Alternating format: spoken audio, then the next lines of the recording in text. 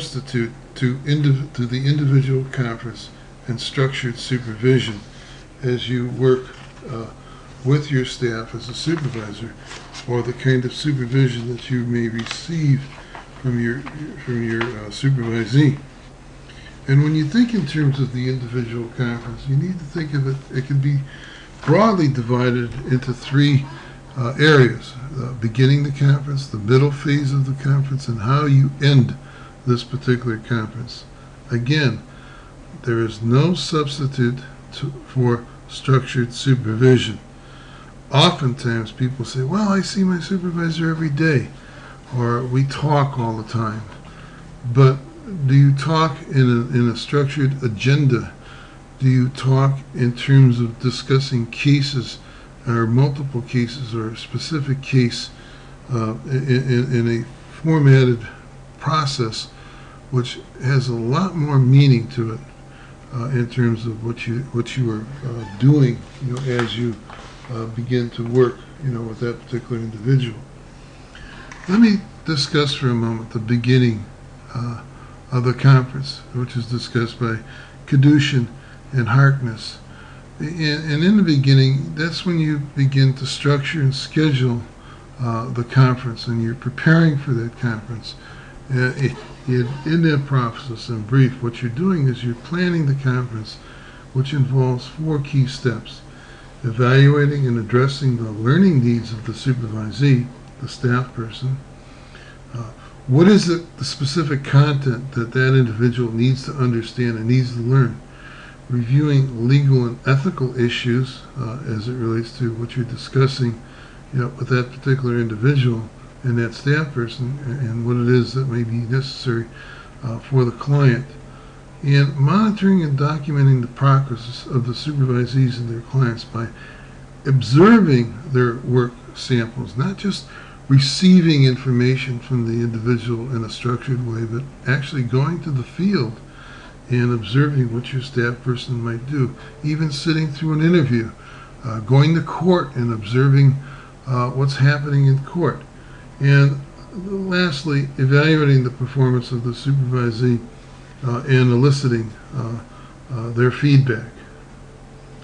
In the middle phase, which is discussed on pages 148 to 156 in Kadushin and Harkness, this is where the supervisor is teaching and learning.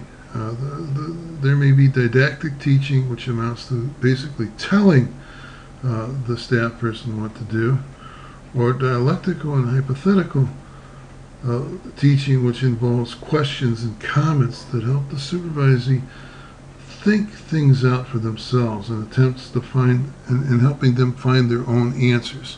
So the supervisor, in a nutshell, can do 2 things, and that is you can tell the employee what to do and how to do it, or you can raise questions. Why does the client do this? What is happening with this particular kid? What is your assessment in terms of what are your observations, and helping somebody uncover and discuss with them through some reflective learning the cause and effect of behavior with that particular client. When we think in terms of orientations to teaching and learning, the didactic task-centered approach sees supervision primarily concerned with the development of the supervisee's professional skills. Here, the supervisor plays the primary role in applying knowledge, skills, and making sure that the staff person learns. In the experiential existential orientation to educational supervision, this involves establishing a relationship with the supervisee and engaging interaction that is analogous to the worker-client relationship. In other words, the staff person learns because they want to be like the supervisor, or they've developed a positive working relationship, with that individual as they're teaching them what's going on. What is important is that you provide helpful feedback, and Kadushin and Harkness give 10 tips regarding helpful feedback and guidelines to feedback, and that is that feedback should be given as soon as possible after the performance, needs to be specific, objectifiable. Fourth, it should be descriptive rather than judgmental. Right? Don't place judgment on how the person performed, but describe what it is that they do or did. And if possible, it is desirable to highlight the effects of good performance. Compliment your staff person. Tell them what they did well. And it should be focused on the behavior of the supervisee rather than the supervisee as the person. In other words, focus on examples of what the supervisee did in the performance of their job rather than them as an individual. Focus on behaviors. It should be offered tentatively for consideration and discussion rather than authoritatively for agreement and acceptance. In other words, give it as a tentative consideration, reflection on what the person had done. It should be explicit as possible to whatever the supervisor wants the supervisee to learn and what the supervisee thinks he or she should learn. Give them examples of what it is that you wanted them to accomplish from this particular situation or this experience.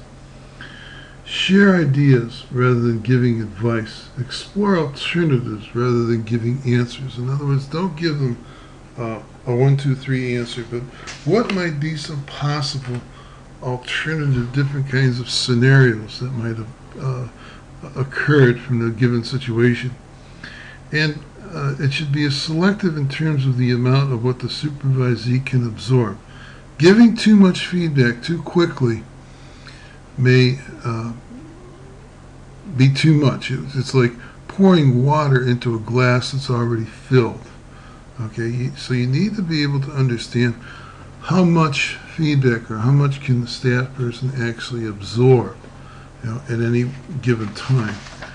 And when you end the conference, some key points with respect to ending the conference are looking for a convenient point of termination. Okay, is this a good time to end the conference, or should I end it a little bit later? Summarizing the conference and giving what it is that we've talked about, what has happened during supervision, and then finish with explicit questions the supervisee might think about, or readings or discussions for the next meeting. If you have some information that you can give the supervisee at a given time, that would be good, or give them some food for thought so that when you meet next time, this is what you're going to be talking about. 8 characteristics of a good conference that's discussed in Kedushin and Harkness on pages 162 to 163 are planning and sharing by both the supervisee and the supervisor. It helps us say that this is a good session. Shared consensually agreed upon objectives, focusing on clinical work of supervision, which is what we are broadly defining in this textbook, giving priority to critical self-analysis by the worker on his or her performance through guidance of the supervisor, where the supervisor is a resource person, providing the worker with clear, unambiguous, relevant feedback designed to help improve performance. This takes place in a facilitative learning atmosphere, and you do need to follow desirable principles of learning and teaching, which we will be discussing in the next chapter, and providing follow-through and tying in what is happening or what has happened to the next session or conference that's coming up.